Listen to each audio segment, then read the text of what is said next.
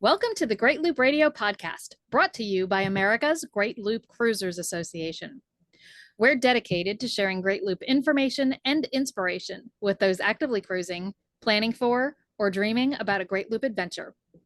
I'm Kim Russo. I'm the director of AGLCA. Today, I'm pleased to welcome back Dave Fuller. Dave has probably more miles under his keel with his wife, Claudia, than just about any other looper I know.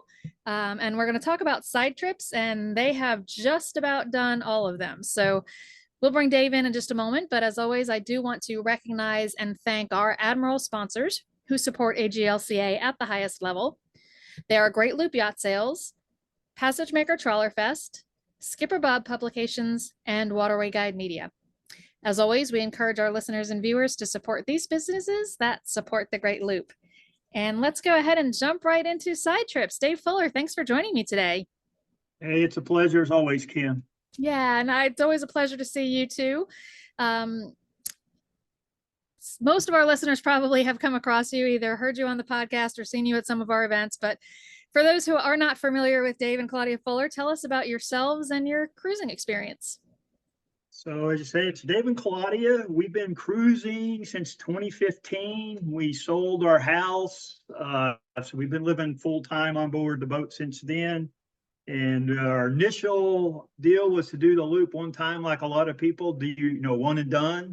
Mm-hmm. And probably 5 or 6 months into it, we fell in love with the lifestyle. So our goal now is to keep boating till we age out of boating, as we joke about. Mm-hmm. And then Claudia, she's not here, but to put a face with a name, a lot of people, you'll hear me joke about my first class passenger. So that is Claudia. That's what she's known by.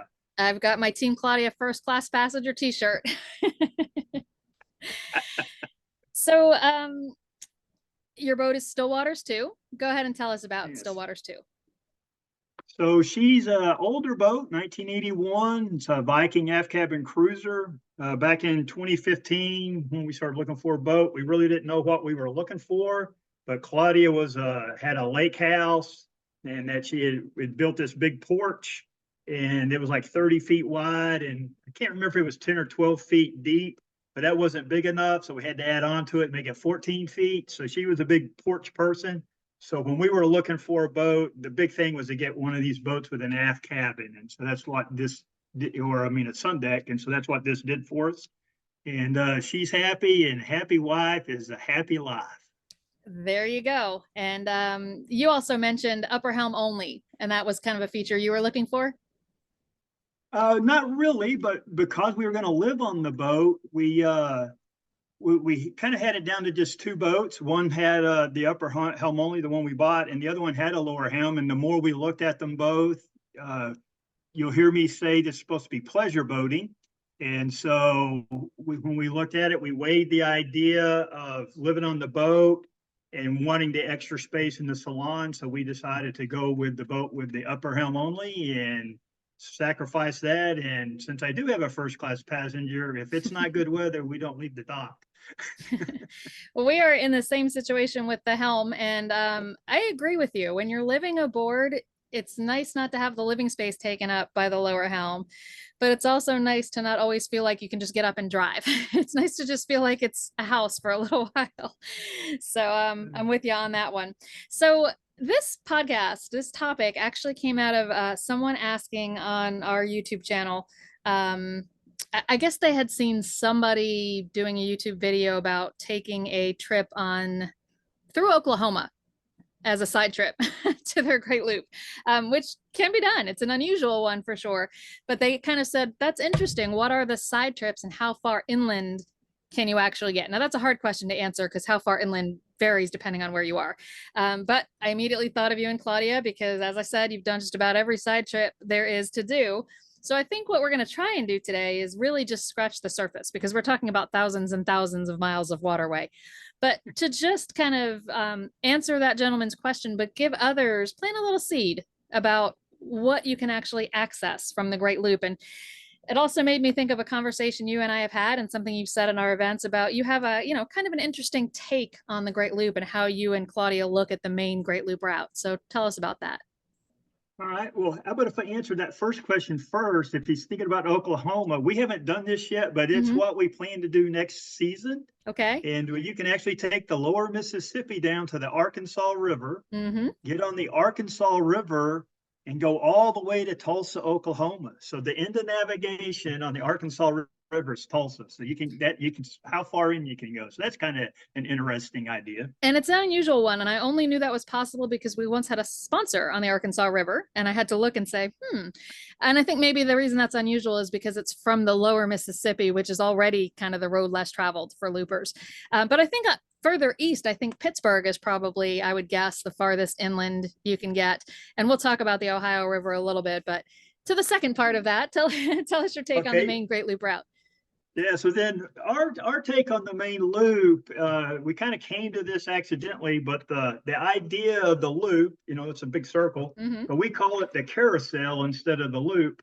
And the carousel kind of gets us to all of these other arteries to go off and venture off in different directions and get to the really good stuff. So, the loop is great. But what we learned in our first year of cruising, that some of the better things that we did were actually off the beaten path and, bigger and better gems. And so that kind of sank into us, that broadened our vision of just doing the loop, and looking 100 or 200 miles further away. Yeah. Well, and I know that the two of you are prone to renting cars to do some land-based side trips. I think you've even written some articles about some train rides for us for the Great Loop Link. But today, because of, as I said, we're only scratching the surface, we'll stick to the waterways. But in that first year, why did you decide instead of continuing on the loop, you were going to do some side trips?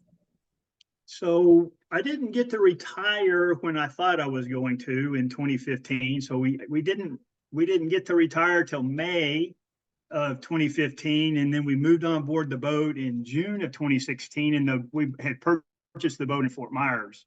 Our insurance required, we'd never had a big boat, so they required us to get 3 days of training with a licensed captain and a long list of things that I was supposed to be able to do. So captain came over, got on the boat. We went across the Lake Okeechobee for 2 days. We'll call that our shakedown cruise. And we had a lot Mm-hmm. of things that needed to be fixed. So we spent a couple more weeks in Stewart fixing all that.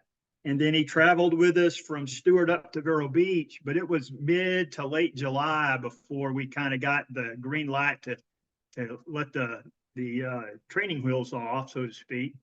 And so, we had a decision to make then of, do we rush to get around, or do we take our time and just go up and just see how far north we could get?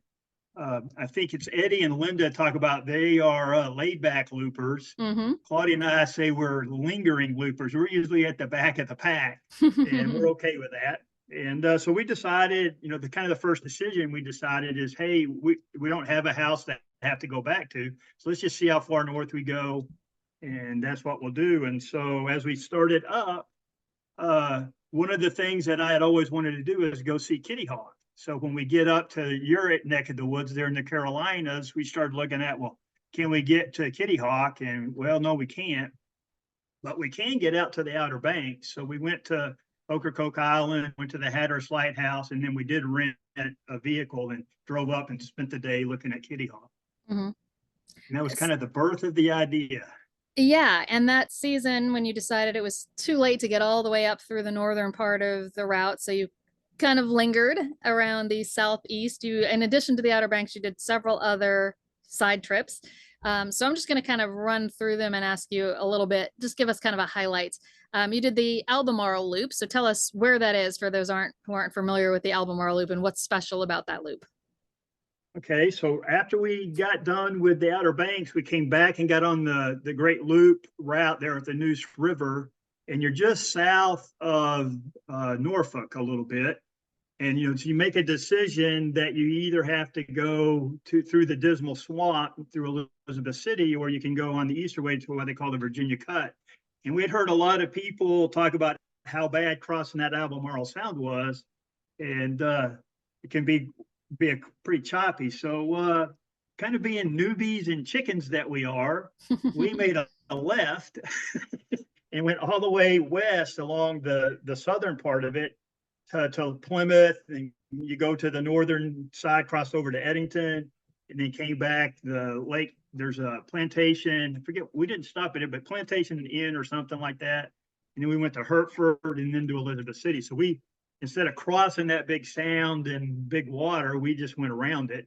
Mhm. And turns out that you can, those docks are all 48 hours for free, and just had a blast doing that. Yeah. You said you made 5 stops on the Albemarle Sound. So did you do it in about 5 days, or did you take advantage of the 2 nights of free dockage and expand it to 10 days? Or, what's a good time frame for somebody who's interested in that? We did. I'll tell you, Hertford was an example where I think these docks are brand new back in 2015 when we did it, but it was such a new thing. The newspaper came down. It only comes out once a week, but they came down and interviewed us. And then the mayor showed up and he asked, well, what brought you here? And I'm a big baseball fan. So Catfish Hunter was born in Hertford. There's a Catfish Hunter museum there, and that's what I wanted to see. And he goes, "Oh, I went to high school with Catfish Hunter." And then Oh, so we wow. spent 2 hours talking about Catfish Hunter on the dock. He goes, "However, we got there on a Saturday." He goes, "However, it's the museum is closed today and tomorrow, so you have to stay till Monday." And I said, "Well, who do I need to pay for the dockage?" He goes, "Hey, anybody that's a friend of Catfish Hunters can stay as long as they want." So so Fun. we actually stayed at several of these for even 3 days. So they don't Hmm. really care, but I think their 48-hour limit is if you're not buying, playing by the rules, they can run you off. Right. Makes But sense. yeah. So So then we another, stayed at least 2 days every one of them. okay. Yeah, at least two. Another Yeah. really popular kind of East Coast side trip that you and Claudia did before starting your loop was the Potomac River, which of course you can go all the way to Washington, D.C. on that. That was high on my list for our loop, and weather didn't allow it. But tell us a little bit about the Potomac River. How much time should you allot?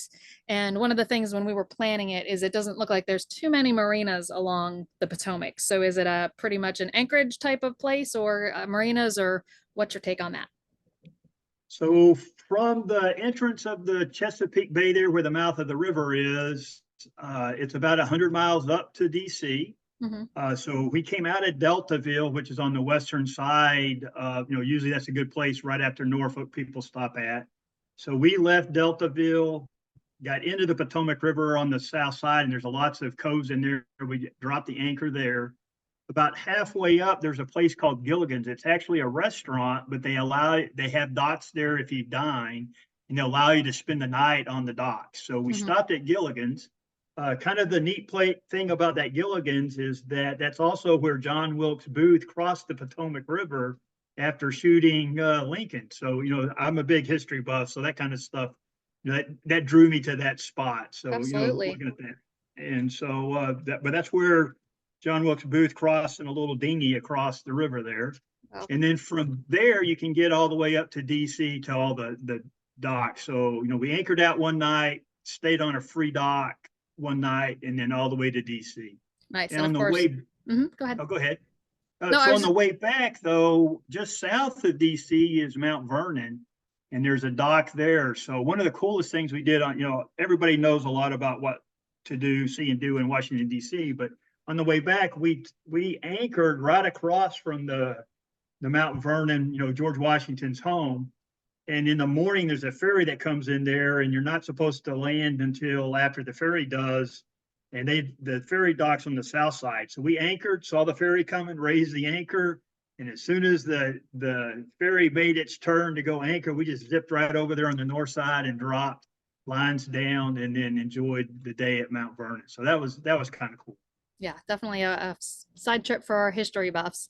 Um, Another one that, for whatever reason, I will say is another kind of road less traveled, although I'm not sure why. You probably do. But taking the Delaware River all the way up to Philadelphia. Yeah, so after being there and seeing Mount Vernon and DC, it just seemed like a natural thing to do is go see the Liberty Bell and Independence Hall, just to kind of go get a real Philly cheesesteak. And so it's only about 50 miles when you come out of the C&D Canal, and most everybody goes south down to Cape May, but it's only 50 miles up to Penn Landing. It's an easy 50 miles, and go up there, and I think we stayed 3 or 4 days there and enjoyed Philadelphia.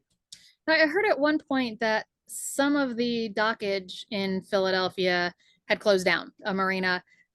making it a little bit harder to find a place to tie up in Philadelphia. I don't know if that's why I don't hear of too many loopers doing it or what, but any take on why it seems to not be a popular side trip? Because there is so much history in Philadelphia. Yeah, there's tons of it up there. I'm not really sure. I Yeah, just don't hear people talk about it. yeah, So, no, I agree. I'm not sure why that is either. uh, Um, like I said, we are just scratching the surface. We could probably do a whole episode on every one of these side trips. So we're just trying to, like I said, kind of enlighten you on what you may do during your Great Loop. So a popular one, particularly in recent years, is the St. Johns River. So that is coming from Jacksonville, um, heading towards Sanford outside of Orlando, Florida, for anyone not familiar with the St. Johns. So as I said, that's become really popular. Tell us about that side trip. What type of looper is going to enjoy that one, and how long should we allot? all right. So, we were up in Philly, so we kind of turned around. It got cold, so we made it all the way to Cape May in 2015, and we celebrated our success there in Cape May, and then turned around and headed south. And we ended up wintering 2015, 2016 in Ortega Landing, which is just south of Jacksonville. So you're about 26 miles in on the St. Johns River already. So it just seemed like a natural thing to do is take the rest of it down to Sanford. So Sanford is the end of navigation on the St. Johns River, and that's just north of Orlando, to give people an idea of where that's at. So it's about 150 miles, but there's little towns, and we're talking little.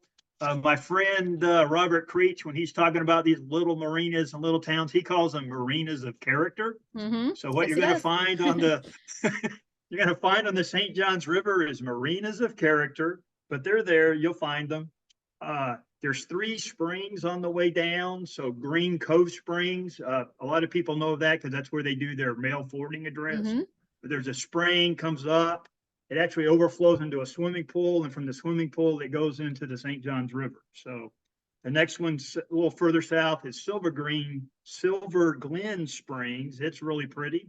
And then the next one down is Blue Springs, and it's near Hontoon State Park that you can get there. So those are kind of the big kind of highlights. And the river is really wide until you get to Palatka, and that's like 2 days south of the Ortega River area or downtown Jacksonville. And a lot of people like to stop at a place called Corky Bell's. It's a restaurant that allow you to spend the night on the docks if you eat there. So a lot of people will stop there on their way down. But after you get past Palatka, the river really narrows down, and it's more of a river than just a smaller river than a just big lake looking thing. And people call it the Amazon of the U.S. So it's really pretty from there down. You're going to see the biggest alligator we've seen on the loop Mm-hmm. was on the St. Johns in that area. Birds galore, all kinds of nature, and it's just really beautiful. All right. So after that 5 months or so and 5 or so side trips, what was your conclusion about this method of doing the Great Loop that you had found?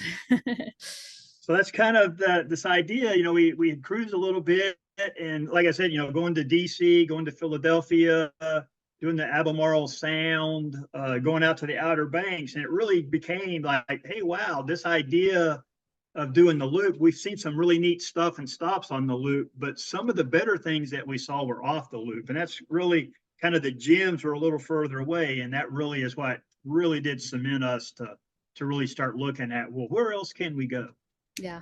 Let's take a quick break and play a message from one of our sponsors. When we come back, I kind of want to jump into some of the stats of what you and Claudia have done over the course of your Great Loop, which is going to demonstrate how many side trips you've actually done. And then we'll talk a little bit, we'll list some more of the side trips basically. So we'll be back in a moment. Ahoy all loopers! Discover the Marlborough Yacht Club on the historic Hudson River.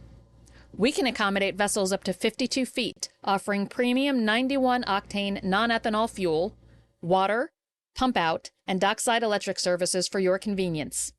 Experience our top-notch clubhouse with commercial-grade kitchen, Scallywags bar, all while enjoying the sights and sounds inside and out at the Marlborough Yacht Club. Savor the breathtaking views from our terrace and pavilion with barbecue stations and fireside pit. Unwind by our swimming pool and patio for those sun-drenched days at the club. Explore the Marlborough Yacht Club at marlboroughyachtclubny.org or email us at info@marlboroughyachtclubny.org. See you this season. Our friends at Argo Navigation have created a free boating app that gives AGLCA boaters an easier way to plan their trip, navigate safely, and share information with fellow loopers. Argo has nautical chart coverage throughout North America, auto or manual routing, depths and tracks to avoid shallow water, trip details while en route, and a captain's log to save everything. You can also see other boaters, message them, and share experiences with in-app social features. Coming soon is a premium version with weather, wind, tides, offline charts, and more.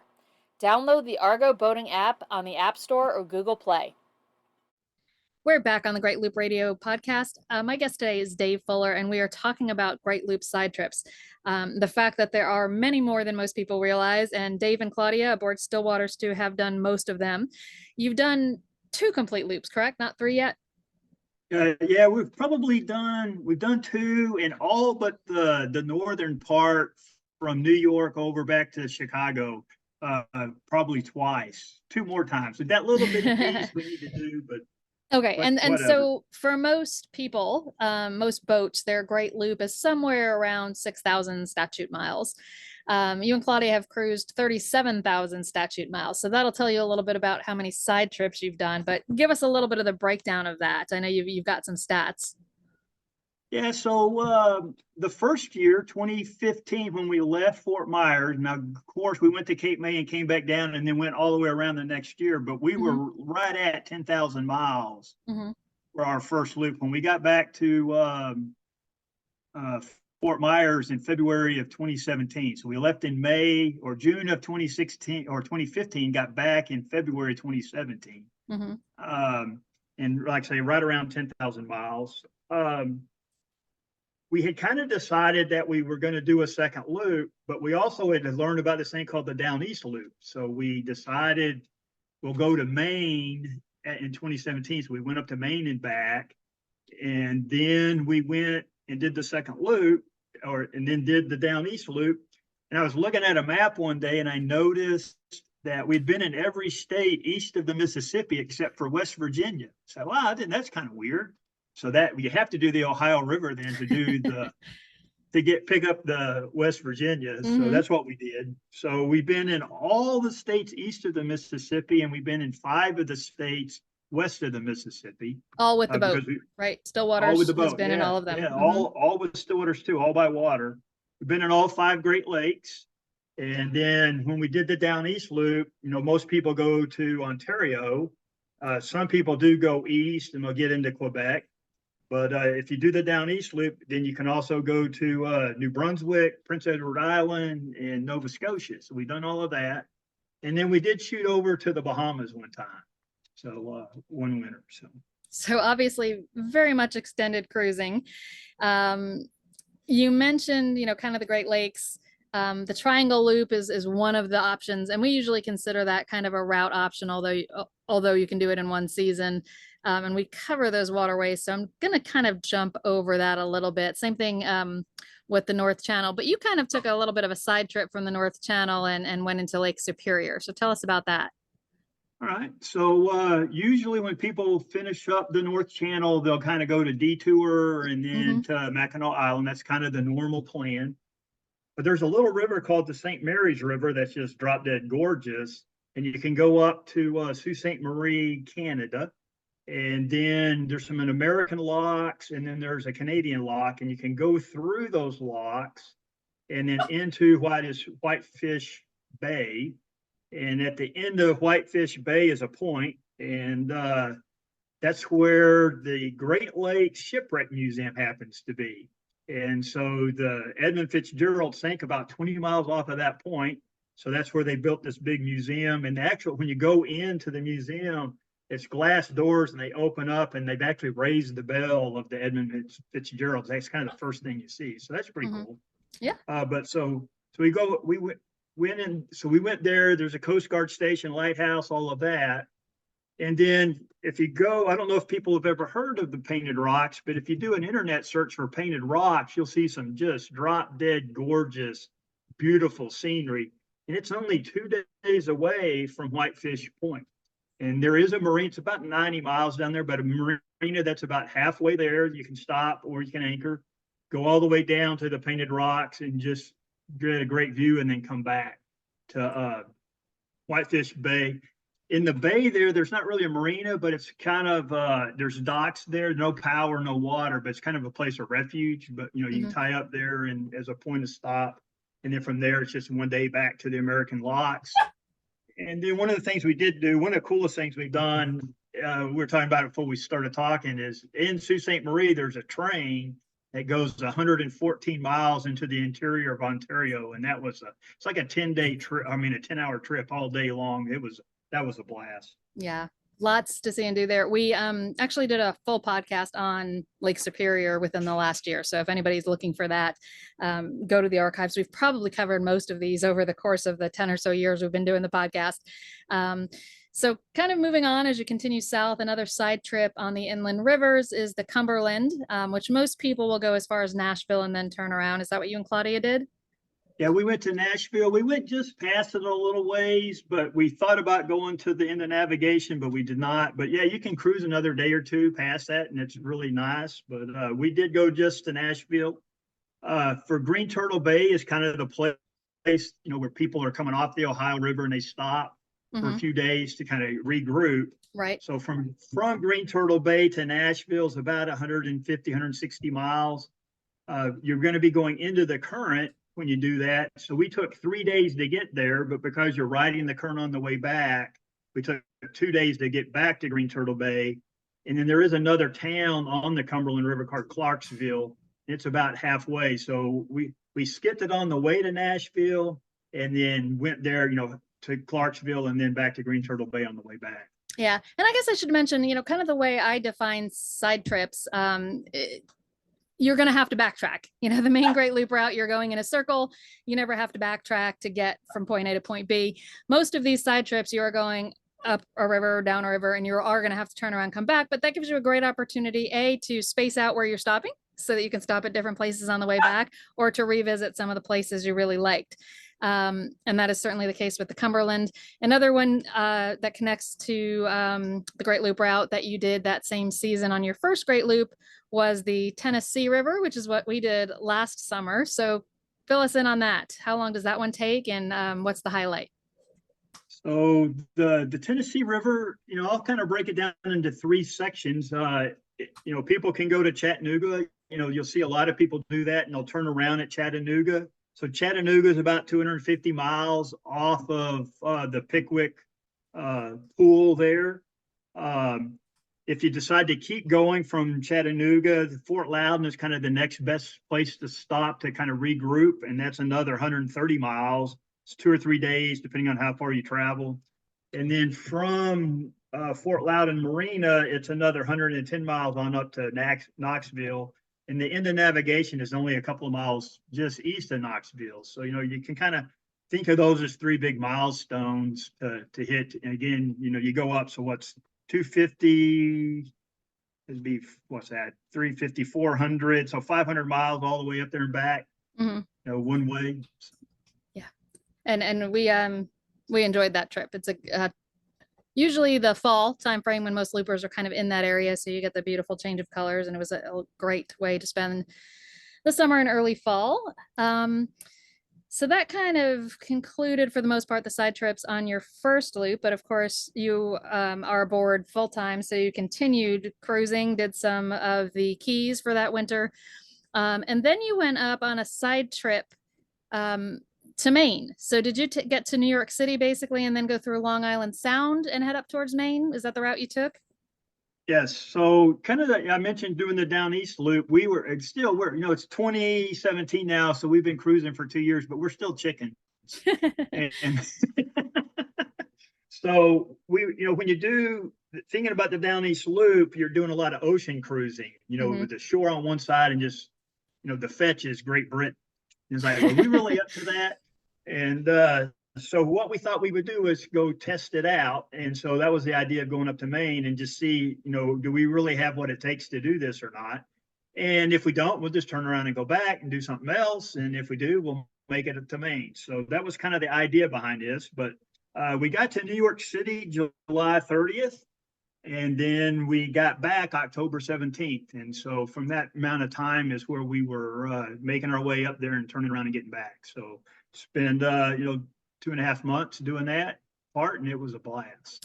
So one thing, and that this is potentially on our list for next summer, but one thing that I have heard about cruising up to Maine is that dockage is extremely expensive, partly because of the short season. Mooring balls are common, that you certainly want to be outfitted with comfortable anchoring and dinghy and all those types of things. Would you agree with that? Or did you and Claudia find, marinas were plentiful and affordable? If they're affordable anywhere now. Yeah, really. We only stayed in just a few marinas after we left New York City. And as you said, most of the time it was a mooring ball. So we were either on a mooring ball or at anchor pretty much the most of the time. We may have stayed in maybe 3 marinas max off the top of my head. But yeah, so most of that is going to be moorings. And so you get to practice those skills. All right. or anchor. And so I hate to breeze over this one because there's so many, top of mind places that you can see on this side trip heading through New England and up towards Maine. So what were some of your, you'll go through Newport, you'll go through Martha's Vineyard, Boston. I mean, what were some of your favorite stops on that side trip? Well, I was in the Navy on a submarine, so I had to go to New London, Connecticut to go to the submarine museum. Okay.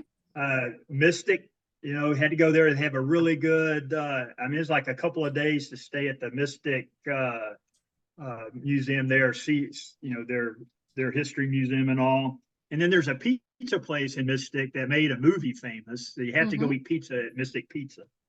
But probably the biggest thing for us, or really for me, maybe not, you talk a lot when you do your intro to the Great Loop about people with the Statue of Liberty and Ellis Island, 2 great places to go. Well, for me, that place is Plymouth at the Pilgrim Museum. So you may not know it, but 2 Fullers actually came across on the Mayflower. Wow, I did not know it. And so it's Edward and Samuel Fuller. And Edward brought his wife and a teenage son, Samuel Jr., and his brother's name is Samuel Sr. And Samuel Sr. brought a servant over. So there's 5 of them. And you go inside the museum there.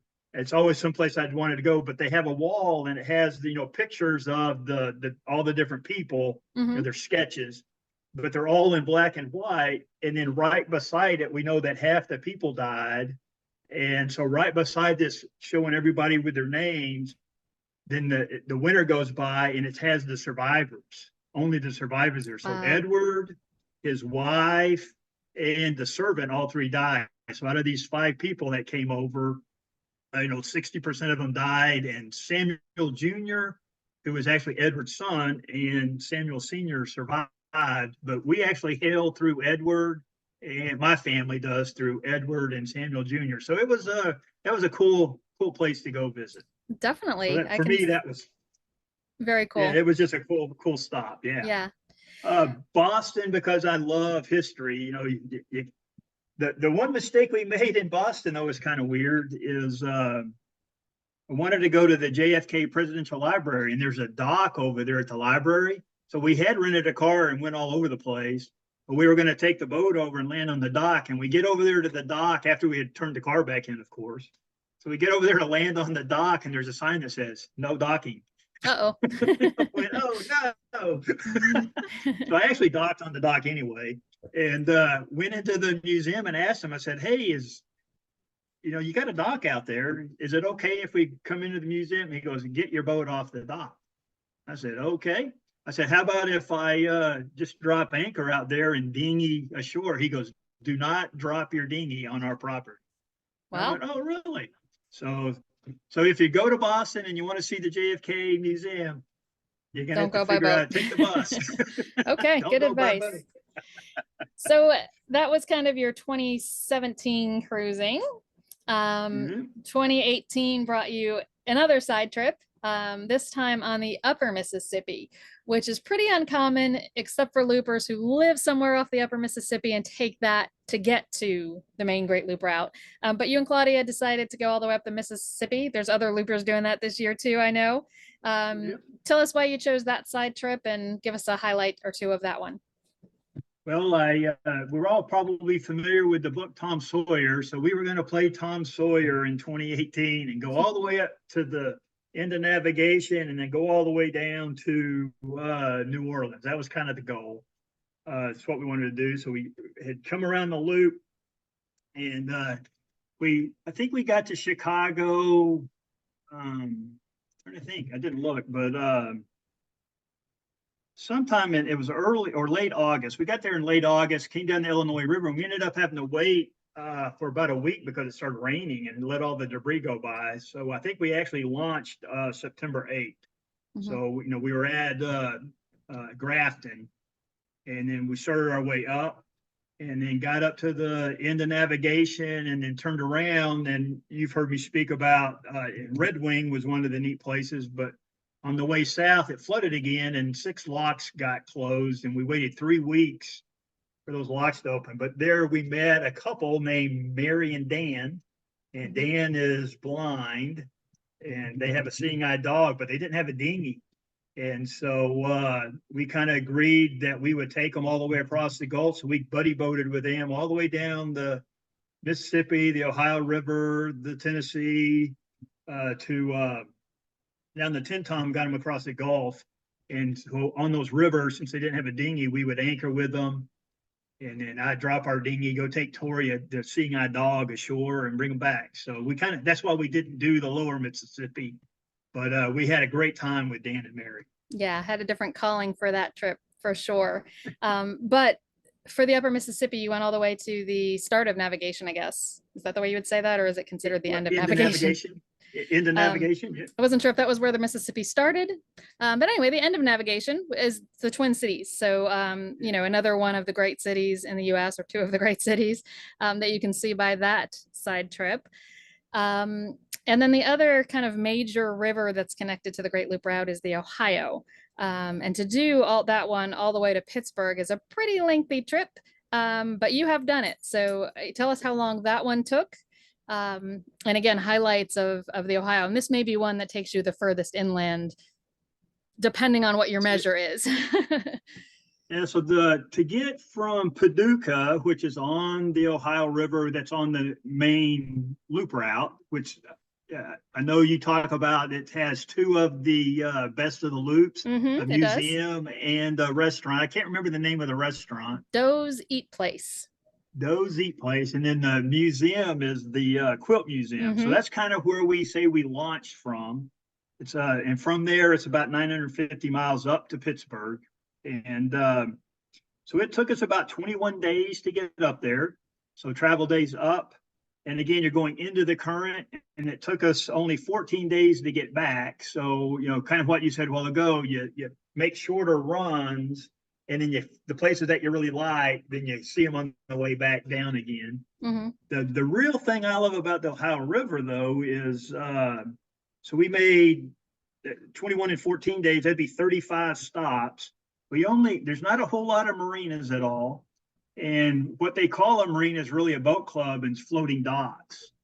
And so because they're floating docks and you get flooding in the spring, they don't usually put those into Memorial Day weekend. And so that's kind of the opening. So we didn't leave Paducah until June 1st to allow all that crazy stuff to get over with Memorial Day. And then we launched up. So I got there and got back. But we only stopped at 3 marinas on the way up, and I think only 2 on the way back. The rest of that is all free dockage. So you stop at all these little bitty towns, and it's all free docks. I know you stopped in Paducah, so you have the flood wall mural. Yes. And a lot of these, the same guy who painted those murals in Paducah has done it several more all the way up. All these flood walls all the way up to Pittsburgh I've got these murals. So you've got one of them is 2,000 feet long, and it's the and they're all the history of the town. And that one's actually narrated. It's really cool. There's a hubcap of a car, and he actually painted his image in the hubcap, his Oh, wow. reflection. And then another Wow. one, they've got his daughter on a bicycle riding a bike. So it's really kind of fascinating. So it was a great trip. Yeah, really is. And two more I want to cover. I know we're running a little bit longer than usual. But one other side trip that you and Claudia completed was going from, well, basically going through around the Gulf to Houston, or the Houston area. Kemah, I guess, was the actual location. But you know, Yeah. most loopers come out in Mobile Bay, head east. But you were moving the boat back towards home, which is Houston. So you did that stretch, again, the road less traveled for loopers, which is kind of from Mobile Bay west towards Kemah. So tell us about that trip. I know it was one, I think Claudia was not exactly sure she was up for that one, but ended up liking it. So tell us about that one. Yeah, so if you drive I-10 on the southern part of the U.S. from the east to west, all you see is a bunch of industrialized oil stuff. It's all business, business, business, and it's not very pretty. So we were kind of thinking that's what it was going to be like all the way from New Orleans to Houston. But it turns out it's more like going through Georgia and South Carolina. It's low country and it's all salt marsh. It was, I think it's pretty. I think Georgia and South Carolina are pretty, and it's really comparable to that. So it really was a surprise. It's another one of those areas. Kind of you mentioned why people don't do certain things, but going to New Orleans, so most people come down Mobile Bay and they go to Orange Beach or the Wharf area, right? Well, it's only 3 days to New Orleans by water, and you've got, I don't know, what's it, Gulfport, Biloxi, Bay of St. Louis all have marinas and really neat things to see and do. And then, you can get into New Orleans. There's a dock there. They can get you to a bus, and I think that marina has a courtesy car. They used to. So yeah, so that's kind of a neat way to go and see things. So it's like I said, it's only 3 days in New Orleans. Go visit and come back as a shorter piece of that. But then from New Orleans to Texas, it's pretty desolate. But several free docks. Again, I think we stopped at three docks that were free docks, and then 2 nights that we anchored out to get to Houston. Yeah, that's interesting. I never knew it was only 3 cruising days to get to New Orleans. I wonder why more people don't do that too. Are there any Yeah. challenges to navigation through there? Because I've heard it can be shallow, but so can a lot of places on the loop. Yes, so, the Bay of St. Louis is what you see west of Mobile Bay. And so, that's a big body of water. So like any big body of water, you just got to watch the weather. But we anchored out 2 nights. Claudia was born in Baton Rouge, so we've been in that, to those cities a lot already. So we didn't stop at any of the marinas. We just anchored out. But again, so watch the weather and go. Yeah, it sounds fabulous. So we kind of in a nutshell covered most of the side trips you did. I know you've done, many different route options like the Western Erie, the Triangle. You did the Down East Loop, which we only touched on briefly, but would, kind of take you through the St. Lawrence River out towards Maine. The one thing you haven't done, because your plans changed, is the lower Mississippi, but that perhaps is in your future. Tell us what you're planning perhaps for next year. So hopefully, the God willing and the creek don't rise, we'll cruise back. We're in Florida right now, so we would cruise, cross the Gulf north, go back to the Tenn-Tom, and my good friend Charlie McVeigh calls it the Mississippi Loop. I've heard him call it the down south loop. Yeah, the down south loop. As opposed so we'll to the go down up east the loop. Tenn-Tom, Yep. go back to Paducah, and then take from Paducah there on the Ohio back to the lower Mississippi, and then head down and pick up the Arkansas River and try to make it all the way to Tulsa, Oklahoma. Love it. Come back. So that's kind of what we're thinking about doing next year. Any idea how many states west of the Mississippi that would add to your state total? We did Arkansas and Oklahoma, so 2 more. 2 more. Excellent.